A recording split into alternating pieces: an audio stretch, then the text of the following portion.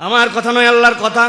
কুল ইন্নাল ফাদলা বিয়াদিল্লাহ ইউতি মান ইয়াশা ওয়াল্লাহু ওয়াসিউন আলীম ইয়াখতাসু বিরহমাতিহি মান ইয়াশা ওয়াল্লাহু যুল ফাদলিল আযীম।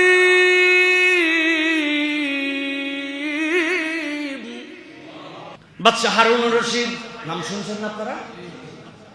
বাদশা হারুনুর রশিদ বড় সখী মানুষ ছিলেন।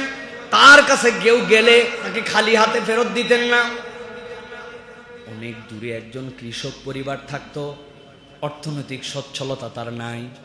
বউ তার বুদ্ধিমতী ছিলেন, বউ বুদ্ধি দিছে, বাচ্চার কাছে যেই যায় কিছু হাদিয়া নিয়ে যায়, বাচ্চা এর বিপক্ষে তার জন্য একটা সম্মানজনক কিছু দিয়ে দেয়। এবার আমরাও কিছু নিয়ে যাব, যাতে করে বাচ্চা আমাদেরকে আশরাফি দিয়ে দেন, ওইটা দিয়ে আমাদের যেন সংসারের অবস্থা পরিবর্তন হয়। বউ অনেক চিন্তা ভাবনা করে দেখছে বাচ্চারে কি দিবে, জামা কাপড়, আরে কি এর জামা কাপড়, আমাদেরগুলো এটা জাতের মধ্যে পড়ে না, বাচ্চারে কেমনে দেই। অনেক চিন্তা ভাবনা করে বুদ্ধি করছে, বাচ্চা থাকে শহরে, মিশরের ভিতরে একদম প্রাইম জায়গায়, আমরা থাকি গ্রামের একদম এমন জায়গায় যেই জায়গাতে নিরিবিলি আবহাওয়া, সুন্দর পরিবেশ ভালো। আমাদের বাড়ির থেকে একটা ঝর্ণাতে আমরা পানি নিয়ে আসি, এত টেস্টি, এত স্বাদের পানি, এত মিষ্টি পানি। আমরা বুদ্ধি করে বাচ্চার জন্য বড় বড় 2টা কলস ভর্তি করে পানি নিয়ে যাব। এত স্বাদের পানি বাচ্চা কোথায় পাবেন? বইয়ের বুদ্ধিতে বেচারি বুদ্ধি করছে, 2 কলসি ভর্তি করে পানি নিছে, মুখ সুন্দর করে আটকায় নিছে, এরপরে হাঁটা দিছে। 7 দিনের পর হেঁটে হেঁটে সেই দূর থেকে আসতেছে, কাঁধের মধ্যে পানিটা অনেক যত্ন করা আছে, মাটির কলসি, কখনো রোদ লাগে, কখনো গরম লাগে, কখনো নামায় রাখে, কখনো ঠান্ডা করে। এরকম করতে করতে 7 দিন পর যখন বাচ্চার কাছে আসছে, ঢুকতে তো পারে না। পরে বাচ্চার লোক জিজ্ঞাসা করছে, কোত্থেকে আসছো? অমুক জায়গাতে, কান্দের মধ্যে কি পানি? দুনিয়ার লোক বহু কিছু বাচ্চার কাছে নিয়ে আসে, জিন্দগিতে পানি আনতে দেখি নাই। বাচ্চারে খবর দিছে, বহু দূর থেকে 2 জন দেখা করতে আসছে, আপনার জন্য পানি হাদিয়া নিয়ে আসছে। সাংঘাতিক ব্যাপার, মানুষ জমজম নিয়ে আসে শুনি, কিন্তু এরা কোন পানি নিয়ে আসছে? বাচ্চা ডাক দিছে, ভিতরে নিয়ে আসো।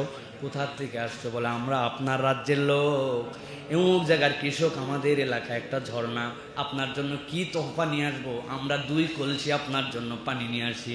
বাচ্চা অনেক খুশি হয়ে গেছে, খুশি হয়ে বলছে কলসি রাখো। আর তার সাথে যারা লোক ছিল তাদেরকে ডাক দিয়ে বলছে, শোনো, এদেরকে এই 2 কলসি সম পরিমাণ আশরাফি দিয়ে দিবা। ওরা চিন্তা করছে, দেখ কি আইটেম আনছি, 2 কলসি আমাদেরকে এর বিনিময়ে আশরাফি দিতে হয়েছে। তবে বাদশা যাওয়ার সময় তার যে লোককে আশরাফি দেওয়ার দায়িত্ব দিয়েছেন তাকে একটু একটা কথা বলে দিয়েছেন যে এই 2 জন লোককে দজলা ফরাত পর্যন্ত একটু আগায় দিয়ে তারপরে তোমরা আসবা। ওদের আশরাফি 2টা নিয়ে যেতে পারে না, এত পরিমাণ গিফট। কিন্তু বলছে আপনারা কই যান? বলে বাদশা বলছে আপনাকে ফোরাত আর দজলা পর্যন্ত নিয়ে তারপরে একটু আগায় বাড়ির পথ দেখাই দেওয়ার জন্য নিয়ে গেছে। ওই জায়গায় যাওয়ার পরে বলতেছে এখন এখান থেকে ডানের দিকে আপনার বাড়ির রাস্তা। আশরাফি 2 জনই নামায় রেখে স্বামী স্ত্রী মাথায় হাত দিয়ে বসে পড়ছে, ওরে সুবহানাল্লাহ, কার জন্য পানি আনছিলাম? তার বাড়ির পাশে এরকম দজলা ফরাত নদী, তো এই লোকের কাছে পানি দিলাম, এরই যত পানি। অবাক হয়েছে সে, ওদের কাছে জিজ্ঞাসা করছে যে লোক আশরাফি দিছিল, ভাই আমরা না হয় আনলাম, কিন্তু বাদশা তো জানে এতগুলো আশরাফি দিল কেন? বলছে ভাই, বাদশা তোমাকে পানি আনার জন্য আশরাফি দেয় নাই, তুমি যে পানি 7 দিন বহন করে আনছো, খোলার পরে দেখা গেছে ভিতরে লোনা ধরে গেছে, ভিতরের পানির কালার চেঞ্জ হয়ে গেছে, খাওয়ার উপযুক্ত নাই, তাও দিল। বলছে বোঝানোর জন্য এই পর্যন্ত নিয়ে এসে তোমাকে রাস্তা দেখাই দিতে বলছি। বাদশার কাছে পর্যাপ্ত পানি আছে, পানির বিনিময়ে তোমাকে আশরাফি দেয় নাই, এটা তার অনুগ্রহ। সালাফরা বলতেছেন তুমি যদি মনে করো আল্লাহ তোমারে খাওয়ায় পড়ায়, আল্লাহ রাব্বুল আমিন তোমারে রিজিক দেয়, আল্লাহ রাব্বুল আমিন বোধহয় আমি ইবাদত বন্দেগী করি, আল্লাহর জন্য করি, এই জন্য বোধহয় আল্লাহ দেয়, না না না। আল্লাহ বলছেন এটা রবের মহান দয়া, আল্লাহর দয়া ছাড়া বান্দার কোনো উপায় নাই। আমার কথা নয়, আল্লাহর কথা। কুল ইন্নাল ফাদলা বিয়াদিল্লাহ ইউতি মান ইয়াশা ওয়াল্লাহু ওয়াসিউন আলীম ইয়াখতাসু বিরহমাতিহি মান ইয়াশা ওয়াল্লাহু যুল ফাদলিল আযীম।